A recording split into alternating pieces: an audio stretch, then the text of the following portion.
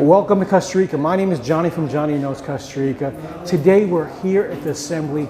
We had the great pleasure to be able to have an interview with the Vice President and the Minister of Health, which is the same person. She was so graciously gave us a few minutes of her time to express what health here in Costa Rica really means and her role in making preventive health care at the forefront in healthcare here. I hope that this interview comes as, like, to me, I'll be honest with you, it came to me as a great breath of fresh air that there is a person in this government at such a high level, a doctor that cares about Costa Rica and what it means to have healthcare here in Costa Rica at a different level. I hope that you come in, tune in. Welcome to Costa Rica. My name is Johnny from Johnny Knows Costa Rica. Today we have the great pleasure of being here in Congress with the Vice President and the Minister. But you know, having two roles is so, I don't know how you do it. Me too, but I try. En Spanish. Es muy importante ese privilegio, sobre todo porque yo soy médico.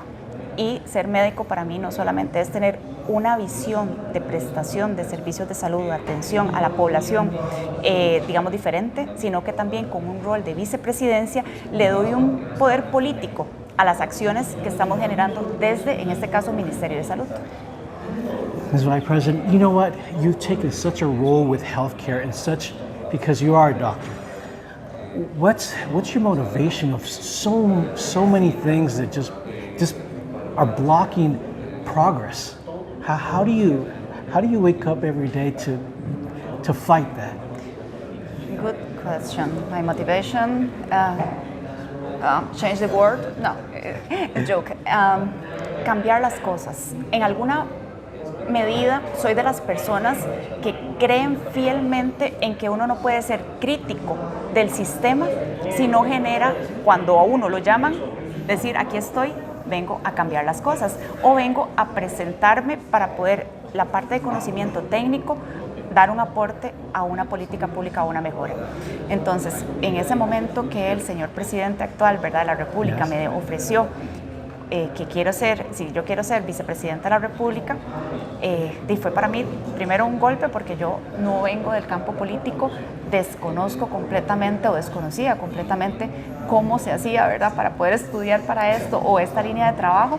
Yo vengo más bien del campo técnico y de lo que es la salud comunitaria, y de ahí que esta propuesta para mí fue algo que tuve que meditar y pensar, pero las personas que me conocen saben que de alguna manera yo no puedo ser solamente criticar algo si cuando a uno lo llaman a la acción no genera un aporte. De ahí fue donde yo dije, está bien, vamos para adelante.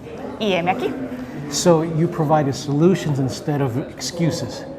Exactamente. Yo soy más de proponer y ser activa que reactiva y decir, no, aquí no se puede. You know what? I thank you from the bottom of my heart, because a lot of people come into power and they want to do things, but they don't actually do it. And you're actually putting the forefront of through healthcare.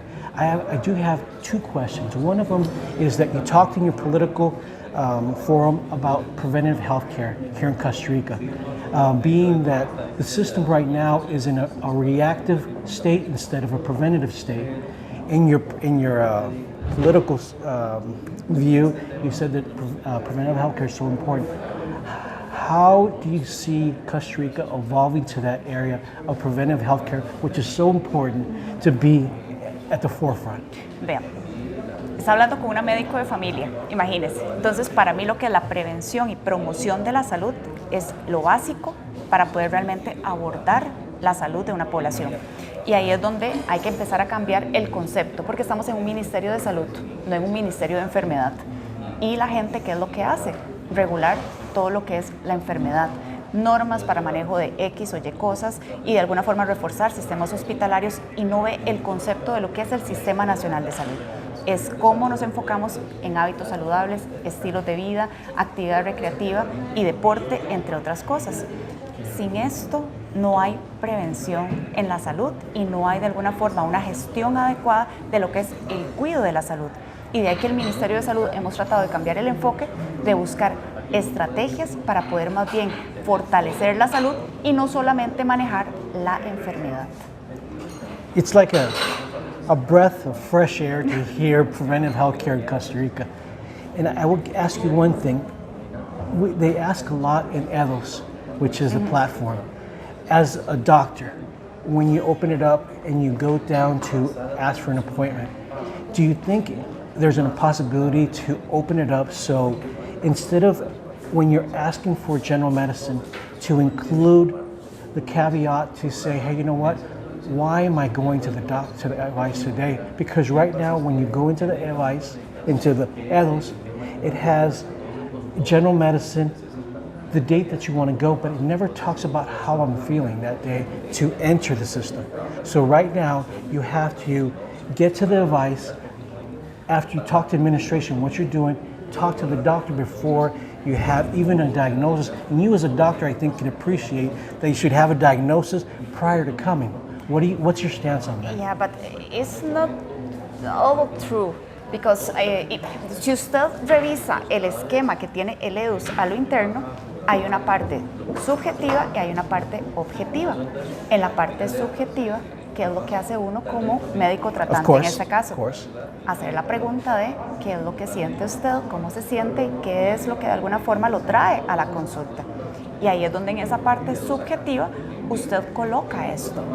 Entonces sí hay por lo menos un espacio en donde, si esa es la pregunta concreta, las personas puedan poner ahí por qué fue o cómo se sienten o que el médico de alguna manera se preocupe por eso, existe.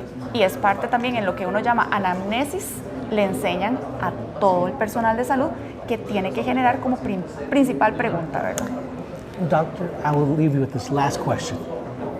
To me, the seniors are who laid the groundwork. In EDOS, do you think at some point EDOS will be able to identify and distinguish a senior when they're asking for an appointment and to be able to have that preferential treatment? Because right now when you enter EDOS, there is no preferential treatment. It's based on you going in to see if availability. Sí, pero recuerde que el EDUS no lo gestiona el Ministerio de Salud. El EDUS es una plataforma y una herramienta que gestiona la Caja Costarricense de Seguro Social. Entonces, esos son requerimientos que debería preguntarle más bien a la Caja. Well, you know what, Ms. Vice President, thank you so much for taking the time. I wish you the best, and thank you so much for being our. Well, we're back. You know what? That was an incredible session to be able to interview the Vice President, Minister of Health, and a congressman here about healthcare in Costa Rica, how important it is. I hope that this session was beneficial for you and that our efforts into make sure that preventive healthcare in Costa Rica is at the forefront. I hope this goes for you and you know what? You subscribe. Pura vida and always be safe.